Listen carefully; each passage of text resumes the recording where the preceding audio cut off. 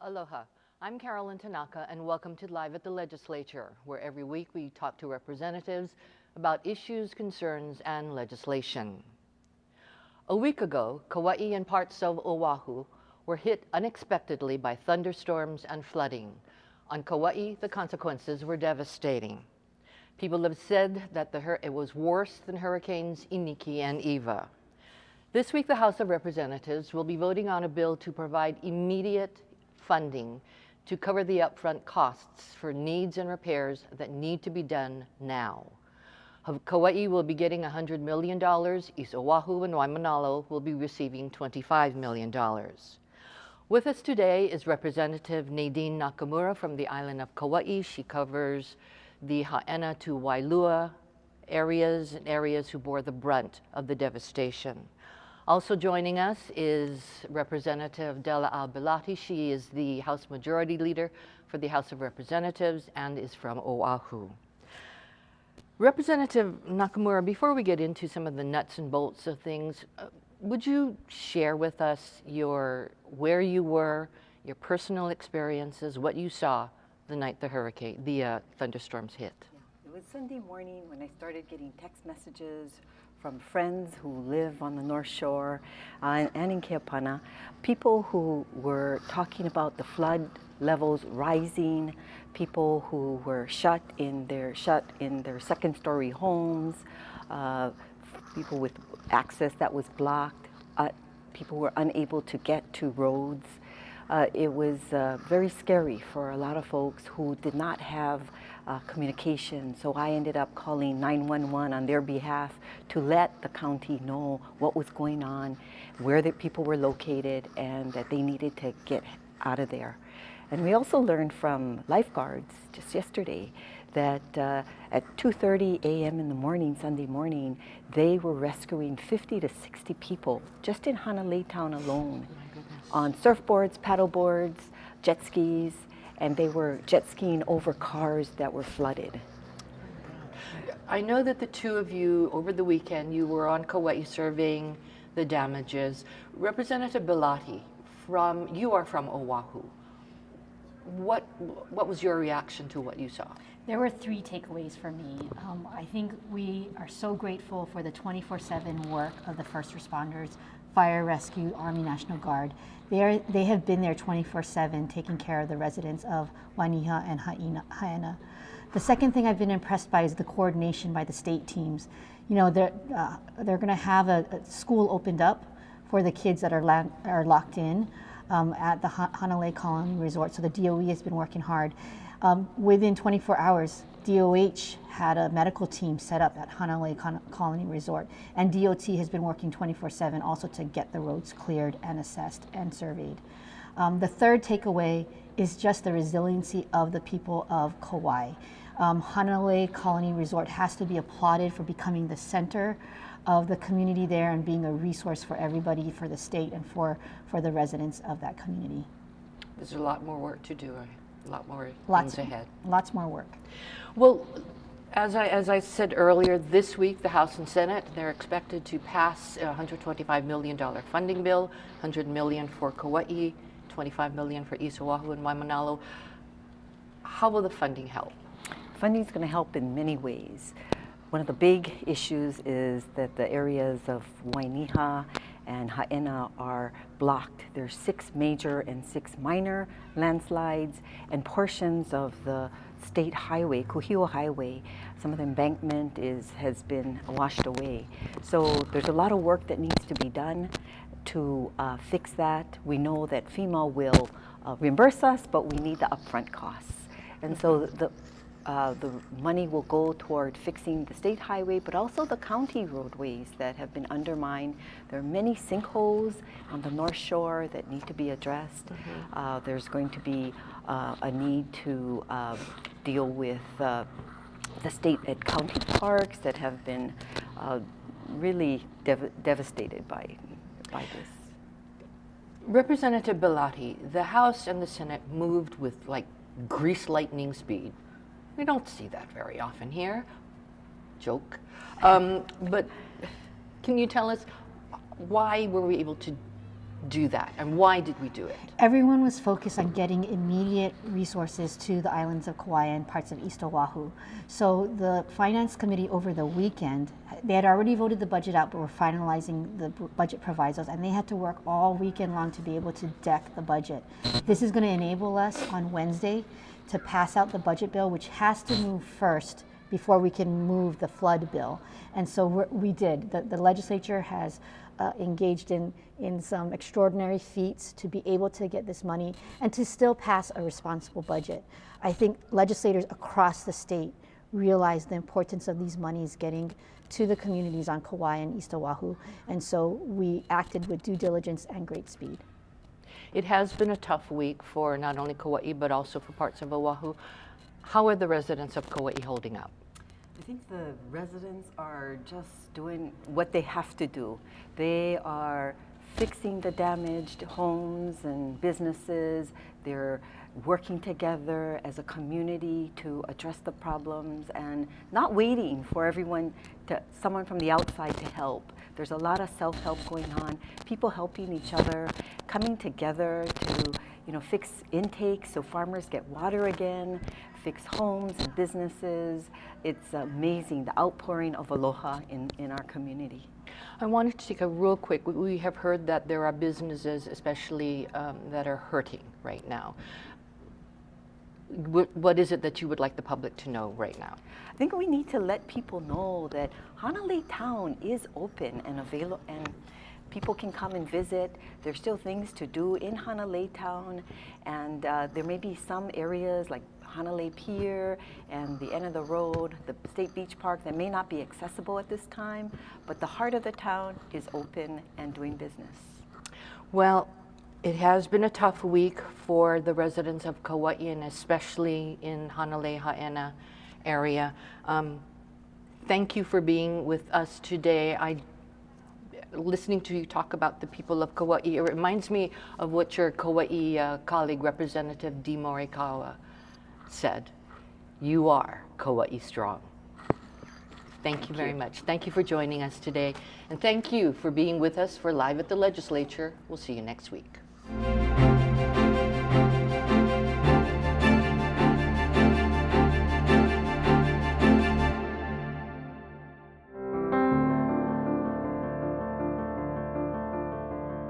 Live at the Legislature is a live half-hour weekly news program that focuses on the issues, legislation, and topics of importance emerging from this year's legislative session. Each week, state senators and representatives provide a variety of perspectives on the issues from both sides of the aisle. Tune in to Live at the Legislature weekly to get exclusive updates on what's happening in Hawaii's legislature.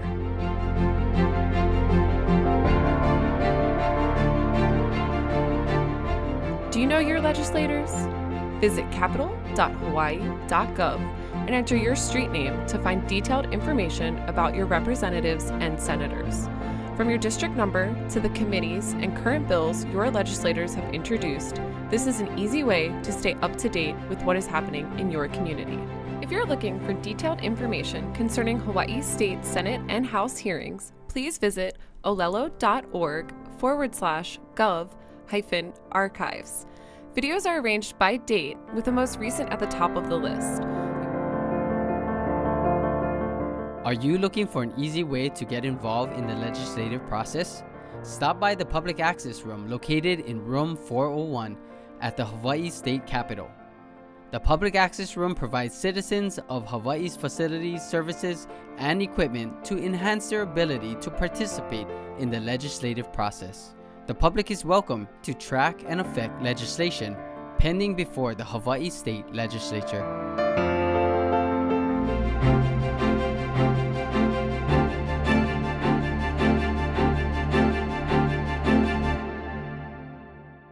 and welcome to Live at the Legislature. I'm Jill Kuramoto.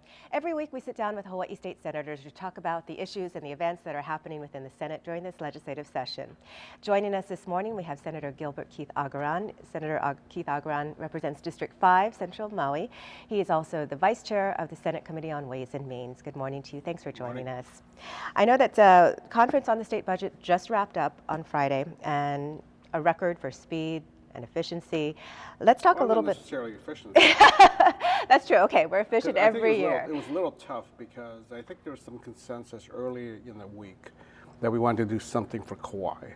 And so that meant that we moved up a lot of deadlines. And that's mainly because Article 7, Section 9 of the Constitution says we can't pass any appropriation bills until we pass the budget.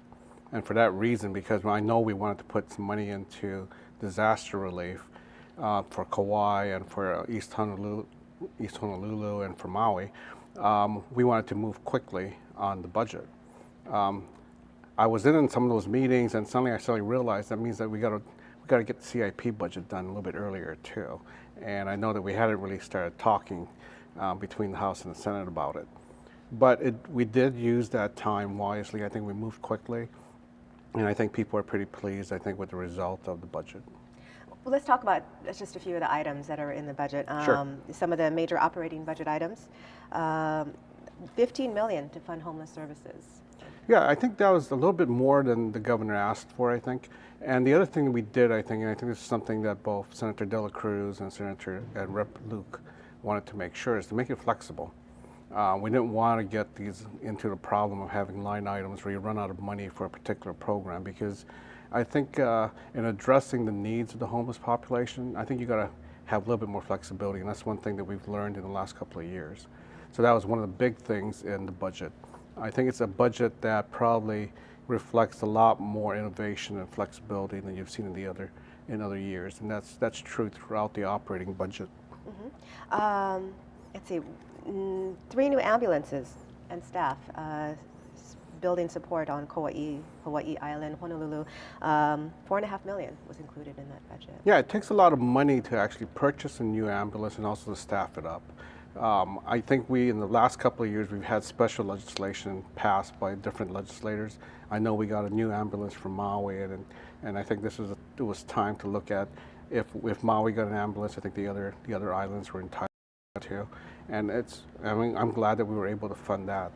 The other thing that we looked at was putting money into both Kapuna Care and for Kapuna caregivers. We're talking about $3.8 million for the Kapuna Care program, right, and $1.2 million for the Kapuna Caregivers program. Yeah, and I think everybody agreed that was something that we needed to move forward on. Exactly, and it's Hawaii was very innovative in passing the Kapuna Caregivers program.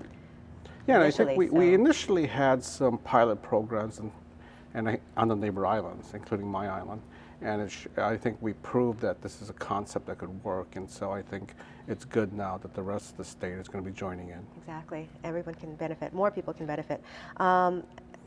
Let's talk about education. $800 million for Department of Education projects. Yeah, and that makes sense, and I think the kind of projects that were funded and the programs that were funded are things that are not curriculum related. They're things to actually help the department, mm-hmm, and help the teachers.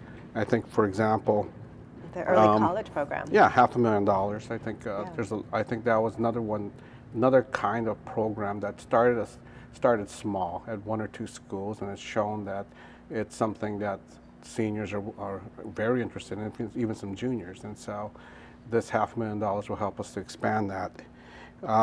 We also added, I think, $400,000 to help increase the number of qualified public school teachers by increasing teacher certification stipends. Right. We have another $1.1 million to move the alternative teacher route program.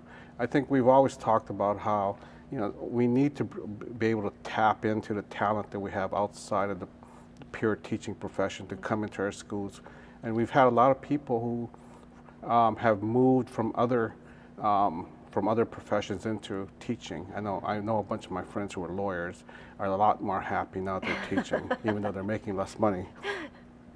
We also, I think, put in $300,000 and for student success initiatives to help students at the university at Manoa, and then another 700,000, I think, 750,000 for students at community colleges. So again, everything is sort of student-oriented and teacher-oriented, things that would help them outside of just the pure curriculum part of schools. And boosting the teacher shortage, helping decrease the teacher shortage here in Hawaii.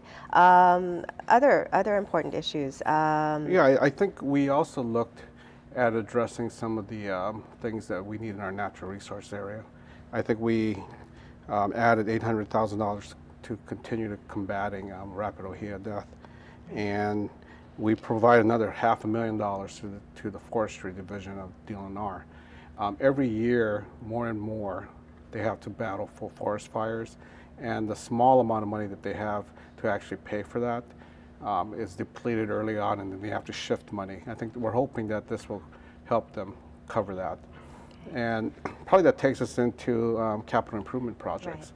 Right. Again, like I say, usually we're talking about these CIP projects into this week, so it's a little unusual that we actually closed that last week.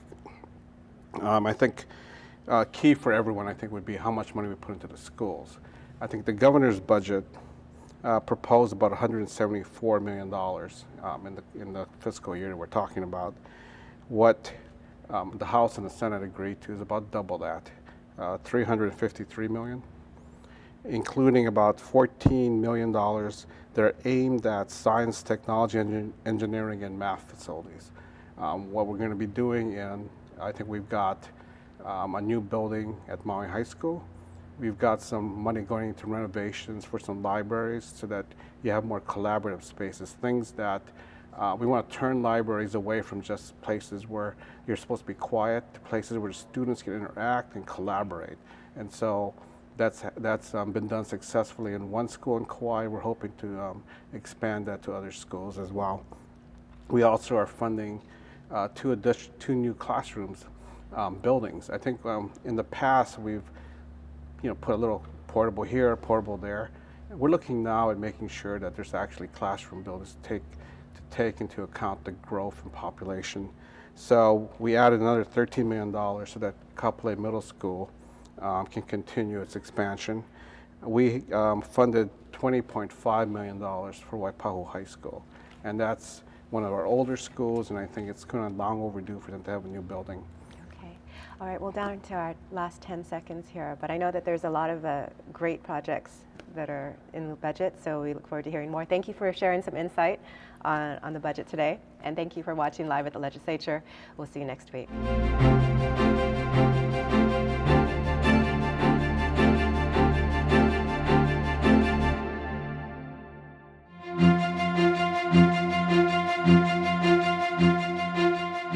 Live at the Legislature is a live half-hour weekly news program that focuses on the issues, legislation, and topics of importance emerging from this year's legislative session.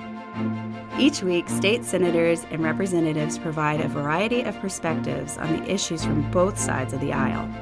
Tune in to Live at the Legislature Weekly to get exclusive updates on what's happening in Hawaii's legislature.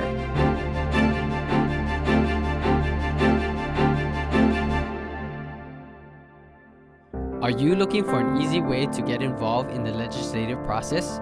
Stop by the Public Access Room located in Room 401 at the Hawaii State Capitol. The Public Access Room provides citizens of Hawaii's facilities, services, and equipment to enhance their ability to participate in the legislative process.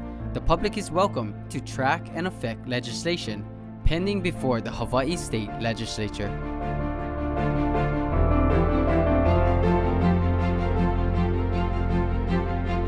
Do you know your legislators? Visit capitol.hawaii.gov and enter your street name to find detailed information about your representatives and senators. From your district number to the committees and current bills your legislators have introduced, this is an easy way to stay up to date with what is happening in your community. If you're looking for detailed information concerning Hawaii State Senate and House hearings, please visit olelo.org/gov-archives. Videos are arranged by date with the most recent at the top of the list.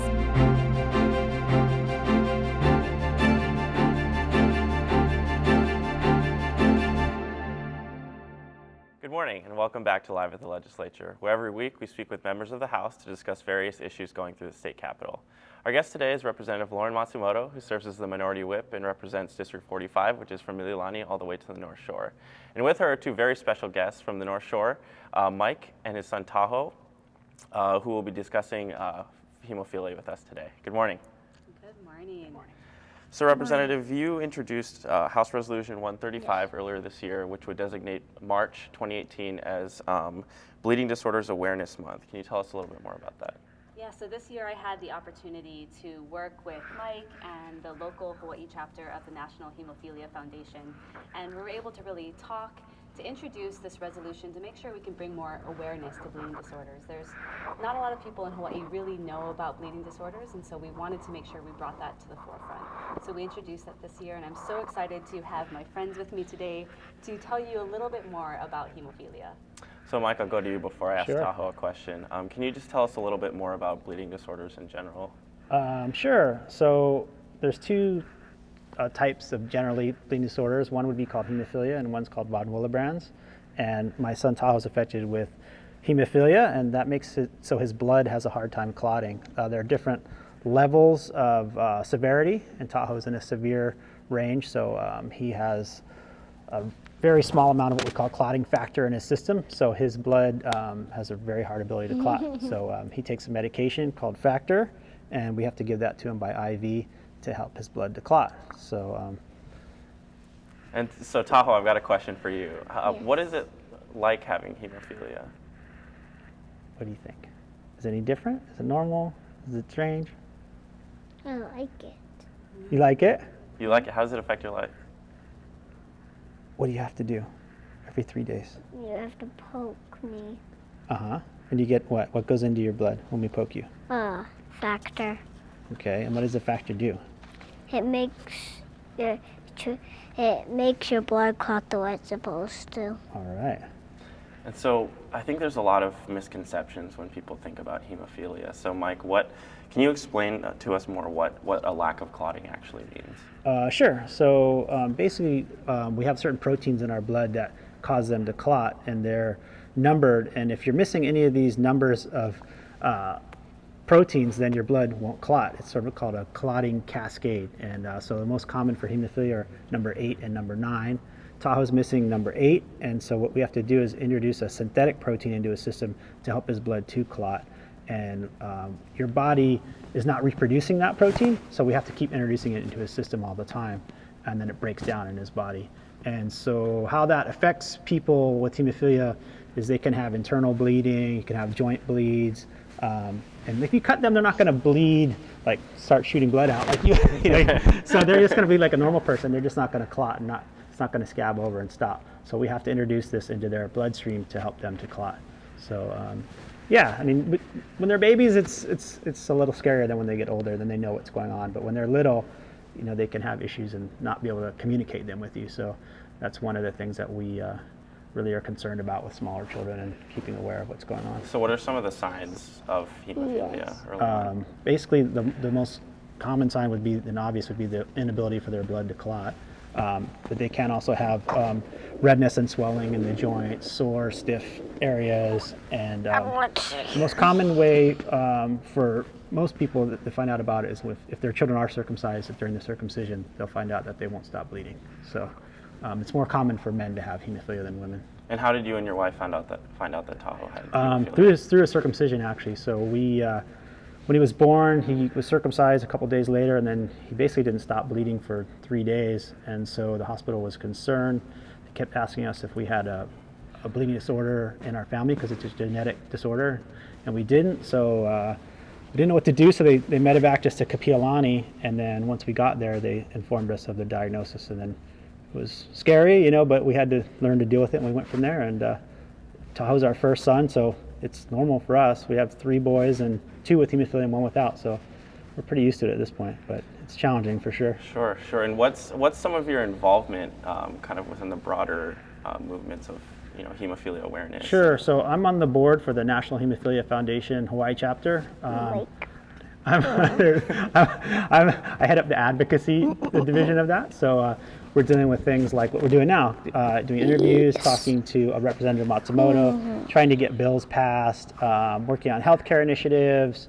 And fortunately in Hawaii, we have a pretty good system, and it's been working really well for us, and we want to keep it that way. So yeah, we'll do whatever we can.